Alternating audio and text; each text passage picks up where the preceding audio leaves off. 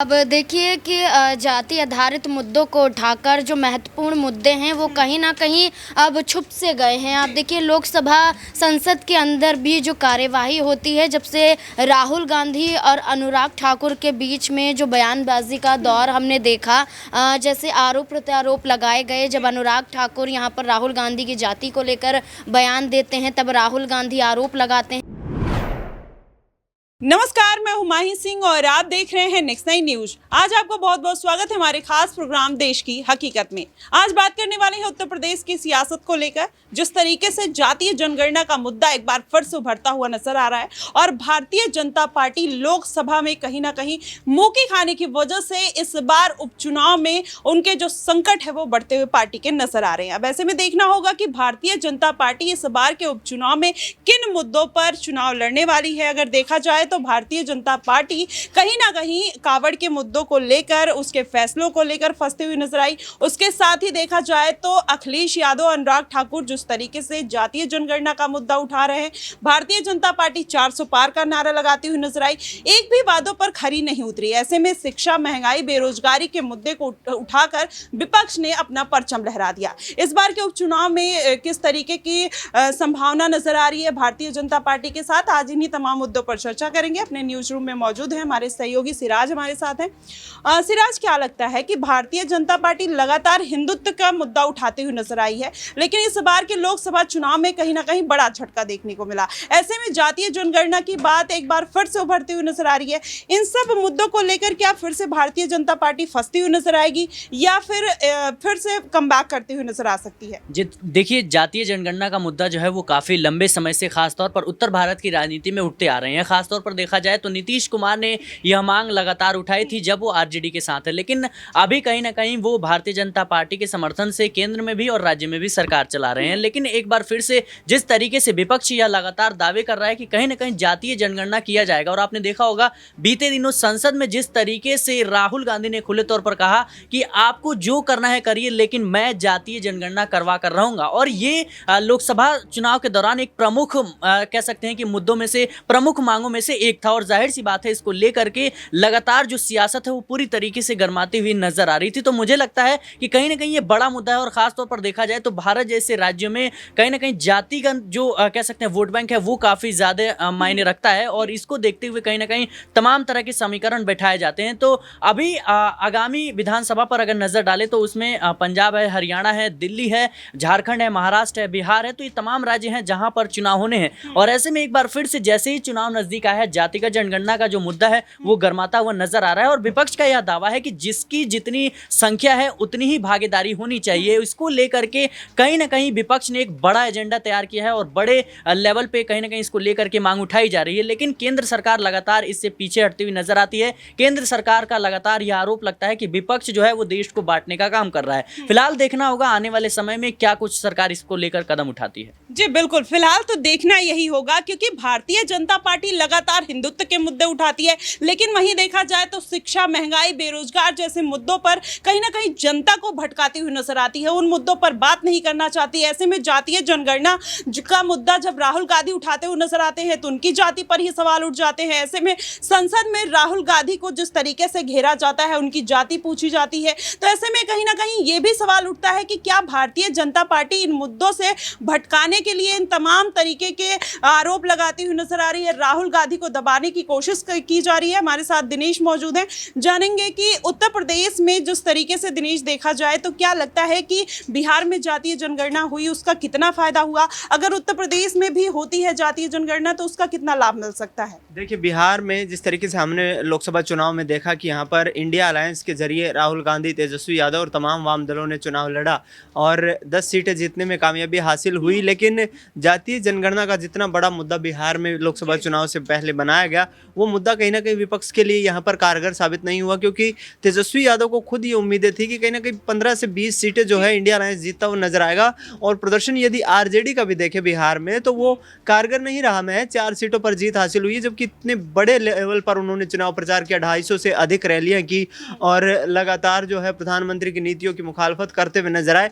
लेकिन उत्तर प्रदेश, बिहार या देश भर में यदि जातीय जनगणना के मुद्दे की बात की जाए तो ये इतना प्रभावी मुद्दा नहीं है। विपक्ष जरूर इस मुद्दे को लगातार उठा रहा है। और जिस तरीके से राहुल गांधी के कहीं ना कहीं जाति को लेकर के सवाल किया गया, उनकी जाति पर यहाँ पर टिप्पणी की गई यहाँ पर पूर्व केंद्रीय मंत्री रहे अनुराग ठाकुर के द्वारा, तो जाहिर तौर पर जब तक जाति का पता नहीं चल पाएगा तो जाति जनगणना पूरे देश भर में संभव नहीं है। और ऐसे में विपक्ष ने जिस तरीके से एक जाल बिछाया यहाँ पर मोदी सरकार को फंसाने का, कहीं ना कहीं खुद ही उस जाल में फंसते हुए नजर आए। क्योंकि हमीरपुर से सांसद ने जिस तरीके से सवाल पूछे और उस पर राहुल गांधी कोई जवाब नहीं दे पाए, वो तो वहाँ पर बीच में यहाँ कहीं ना कहीं अखिलेश यादव की एंट्री होती है और उसके बाद उस पूरे मुद्दे को एक इस तरीके से प्रेजेंट किया जाता है कि राहुल गांधी की जाति को लेकर यहाँ पर कोई अभद्र टिप्पणी की गई। लेकिन ऐसा नहीं है और जातीय जनगणना का मुद्दा देश में इतना बड़ा नहीं है, क्योंकि करीब 60 सालों तक कांग्रेस पार्टी ने इस देश में शासन किया। वर्ष 1951 से लगातार जो है हर 10 वर्ष में जाति जनगणना देश में होती आई है और उसके आधार के ऊपर ही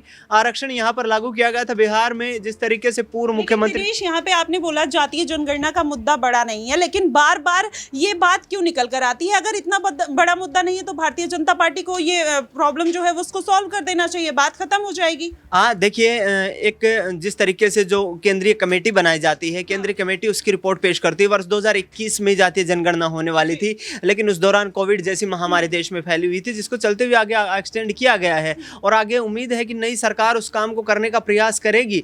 लेकिन विपक्ष को यदि देखा जाए तो विपक्ष इस मुद्दे पर जो है मजबूत नहीं हो सकता है, क्योंकि विपक्ष के पास प्रभावी मुद्दा होना चाहिए जो जमीन का मुद्दा हो। जमीन के मुद्दे उत्तर प्रदेश में उठाए गए, उत्तर प्रदेश में जातीय जनगणना की बात नहीं हुई और लोकसभा चुनाव में देखा कि 43 सीटों पर इंडिया अलायंस को जीत मिलती हुई नजर आई।